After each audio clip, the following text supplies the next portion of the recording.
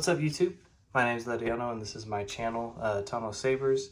On here I just showcase a bunch of sabers and sometimes nerd out about them. So if you're interested in that, definitely think about liking the video and subscribing to the channel. Today I have a saber that I'm actually really excited to showcase because I did something that I haven't done before. And it's also a very unique hilt that I really haven't seen many of. And at first, I didn't necessarily love the hilt, but now that I've seen kind of what you can do with it, it's kind of grown on me a little bit. So I'm going to start with the outside of the saber and go on in. So this is a Saber Theory exclusive Katana Saber that the Mortis FM commissioned me to do for him. Super cool dude. He has his podcast with another friend of his. So if you like listening to people nerd out about Star Wars and just, enjoy that kind of content, definitely go check them out. But this is a saber that he commissioned me to do for him. He sent me this and it had a chassis in it already, just the standard chassis, and it was clean on the outside. So what we did was a reinstall and then weathering and etching on the outside. So I'm going to start with the top of the saber and go down. This is probably the area with the most going on. So after a lot of back and forth, he basically had this Mortis God's concept in his head of what he wanted to do for this hilt. And eventually, this was the conclusion. So up here in the emitter, there was 3 retention screws, and so there was kind of that idea of having, father, son, daughter with the 3 retention screws.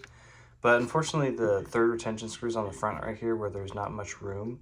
So I did flip the father's hand to the it's actually more the front side, which is where the button is, but to the side with more space, although there is no retention screw. But the other 2, the son and the daughter, they line up where the retention screws are. And then he had the cool idea of having this inscription here. It says light. That's hard to do looking at the camera. And dark. That's what that says. And then down here we have some waffles. So if you spin the hilt, they're kind of like running around. But what was cool about this etch was that it was the first time that I had ever hand-drawn a design and then, transferred it onto the computer, printed it on transfer paper, and did the whole process to actually etch it onto the hilt. So what I ended up doing was making templates, hand-drawing it, scanning it on the computer, and eventually I was able to etch it. So that's, obviously it's inspired by all the Mortis Gods art. It's not something that I came up with myself, but I did hand draw everything from scratch, including the lettering actually. And then we added a strip of leather up here, just as a little accent piece. It's kind of cool. And then I just did overall weathering. You can see kind of scuffing here at a high point, these high points on the corners, the other side, some dings here and there. And then when we get to the lower part of the hilt is where I did a little bit more work too, actually. Not only did I do the whole aluminum black treatment, but I added this thumb screw here and a cobalt D-ring here. This was something that he wanted, so he suggested it. We made that happen. And then I think we wanted to do something to where it's just one screw to take off the pommel, get to the chassis and everything, because originally you had to do a lot of shenanigans to get to the chassis. So we wanted to bypass all of that. So eventually this was kind of a later in the process, suggestion that I made was making this a thumb screw. And I ended up finding one. I'll have to, maybe when I post this on Instagram, I'll say who I got this from. It was on Etsy. I want to say it was like the Kuiper something store, but I'll make sure to give them the proper mention. But it's a nice little thumb screw. It ended up being like the perfect distance I think it looks the perfect look in terms of the height and thickness and everything. So it just ended up going really well. And that is your only screw that you need to remove to get to everything. So why don't we do that? This chassis is designed with a removable portion and a portion that stays in the hilt. And then all that has is the blade connector, the smuggler's outpost pins up here, and the button. Those are all in that upper chassis piece. So what you want to do is take this thumb screw out. No tools needed. You can just use your hands. Excuse me. And then you just slide the pommel off. And then there's like enough of chassis you can kind of grab. You don't really have to bump it with your hand or anything. But let me set that there for now. And this is the removable chassis portion. So this was really cool because the client gave specific requests in terms of the design up here and everything. So we shot back ideas, back and forth, and then this is eventually what we came up with. See if the lighting catches that well. So we wanted to do like the kind of star map design there. This, I believe this little center shape right here, it's a ship from, Star Wars, the books and everything. I'm kind of embarrassed I don't remember what it was that we came up with, but he showed me pictures of it and I thought it was really cool. But this is kind of inspired by that. Jedi holocron, Sith holocron, and then just more design that I did to try to go along with the theme, plus some mechanical, side greebly sections. And then let's see, this is let's see if I can remember which was which. One side says Tano Sabers and the other side I think says Mortis FM. I'll have to double check. It's been a while since I went into Fusion for this, but there is airbrush on both sides. The Profi board, this is second time now that I've done a tilted one. I needed to save a little bit of space. If you can kind of see in here, the board, it's a pretty tight fit between that and this PCB. So I had to make it tilted. If you need to access your board, you can just tilt it up like that. Super easy to get to both the SD card and the micro USB. And then you can actually, if you need to hit the boot and reset buttons, it's not glued down, so you can kind of, pull it up and out, and you can get access to those buttons as well. And then you can easily slide that back into place, and boom. It's not, not going to be going anywhere. I might add a little bit of, just a small dab of V6000 just to add a little bit of resistance, but yeah. So that's that. It's Profi 2.2. It's reused from the original install in the Saber. You got a removable battery with your spring side, but that being your negative. One other special thing was that the speaker, it's a 22mm speaker, which I hadn't had much experience with, but I'm actually fairly convinced that these are better than 24s, and I think that's kind of a, well-known fact to other people. I'm just kind of maybe late to the game.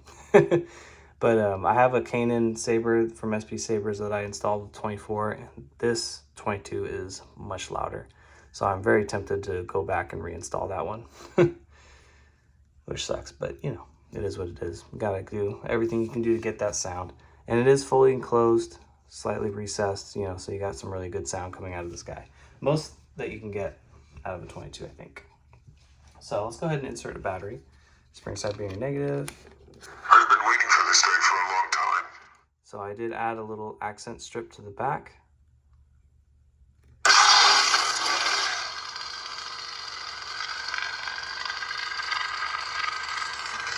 And then when inserting it into your hilt, the one thing that we had talked about too, which I already showed you in personal messages and videos, the PCB over here is recessed. So when these pins go in, they hit the chassis up there before they even start to put stress on the pins. So that was one thing you had. I've been waiting for this day for a long time. Made sure to request. So you just insert the chassis till it bottoms out. This hole in this pommel lines up with this one right here. And then this pommel does slightly push up on the chassis, making it engage with the upper PCB portion. And you just snug that down, hand tight. So your NPXL connector up there.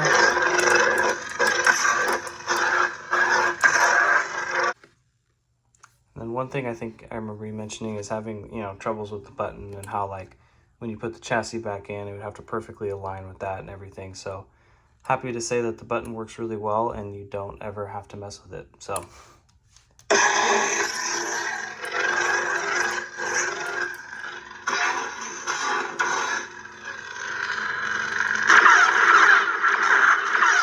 very easy to click. It's got a lot of good tactile feedback.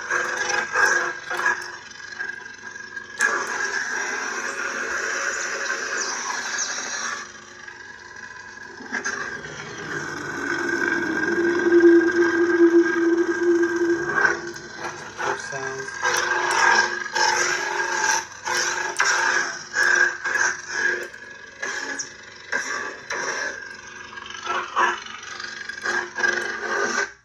So one thing I noticed about the twist off, since the board is, you know, tilted, it's a little bit harder to get the twist on and twist off to activate. But what I've noticed is that if you kind of go in a, not just this, but you add a little bit of twist, like a different axial rotation to it, if that makes sense, you can kind of get it, and you'll get the hang of it, just like that.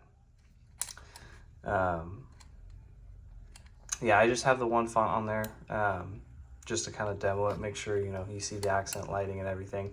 It is programmed as the second blade in the config, so when I send you the config with the Saber on the SD card, you'll be able to see the main blade and then the accent strip on there. And it's two separate, and you can make it do whatever you'd like. But unfortunately, I don't have a blade with me just because I just finished moving, and it's packed up with all my stuff. So, but you have plenty of videos that I've sent you showing that the blade works and everything. But yeah, so that is the Katana hilt.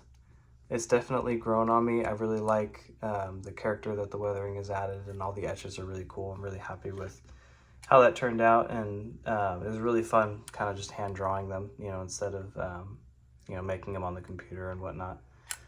But yeah, super fun to do. This hilt was definitely a long time coming, so I apologize for how long it took, but hopefully you are satisfied with the end result. Just kind of show taking the battery back out. You can easily pop it out like that. But yeah, if you have any questions, obviously feel free to reach out to me. But I should be able to get this out in the mail to you tomorrow. So if anybody has stuck around this far in this boring video, thank you.